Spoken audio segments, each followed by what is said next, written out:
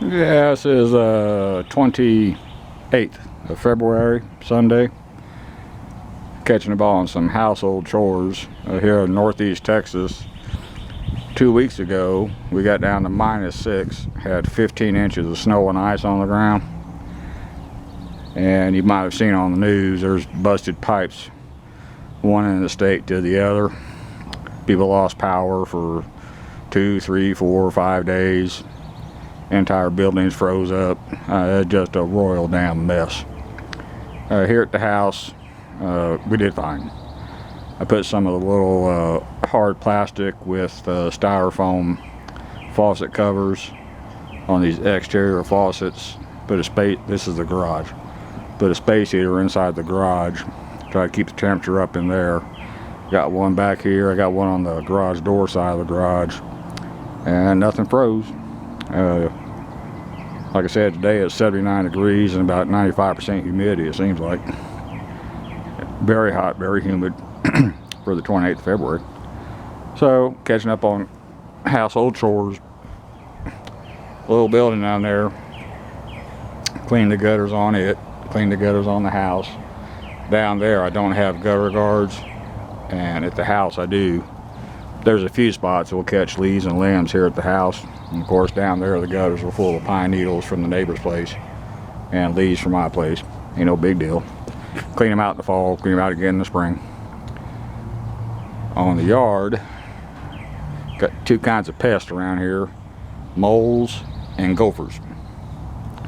Now, how do you tell the difference? A gopher will make a rounded mound above the ground. It depends on the soil, anywhere from 6 to 10 inches tall. A little bit bigger across than a platter. That's a gopher. A mole, all you get is tunnel runs with a hard to find hole about the size of a silver dollar. That's where he goes in and out when he needs to, and it's also his air hole. Now then, you can use gopher bait. It's a little burning device that shows sulfur dioxide through the tunnels. At least you see something going on. Are they effective? Yeah, probably not. You can use traps. You can flood the tunnel. You can pump it full of acetylene and blow it up. You can run carbon monoxide from a lawnmower engine with a hose into the hole. Best thing I found is sulfur. This is dusting wettable sulfur. It ain't gonna hurt your grass. And I just put out 50 pounds on my yard. The grassed area is about 1/3 of an acre. The rest of it is hardscaping and houses and stuff. And it's an irritant to them. They don't like the smell. They don't like the feel. And if your moles or gophers are coming from someplace else, like in my case, that unkept backyard at my neighbor's house, it is totally infested over there with moles. So they come from his place to my place to the neighbor's place. Makes a damn mess. So I put out this wettable sulfur, and it treats the yard for about a year. So this year they'll leave. They'll come back next year, so I'll treat it again. Part of it. Springtime is also this time of year I clean the little building exterior walls and the eaves and soffit of the house. It's brick out. This is what I found works best. Mold Armor Easy House Wash. This is a refill. The other one that you use has a little thing you put your hose on. It's got a little nozzle where it sprays this stuff mixed with water. And you can also turn the nozzle and it'll rinse too, which is fine, but I use a power washer, a whole lot easier. A lot of guys use straight bleach. A lot of guys use weakened bleach. I like this. It seems to, for me, it seems to do better than straight bleach and not as hard on the plants. And speaking of plants, I think I got a problem. Got down to -6 degrees. And we ain't in the area supposed to do that. And a lot of my bushes are looking pretty peaked. Well, Amos, you should have covered your bushes. Yeah, well, right.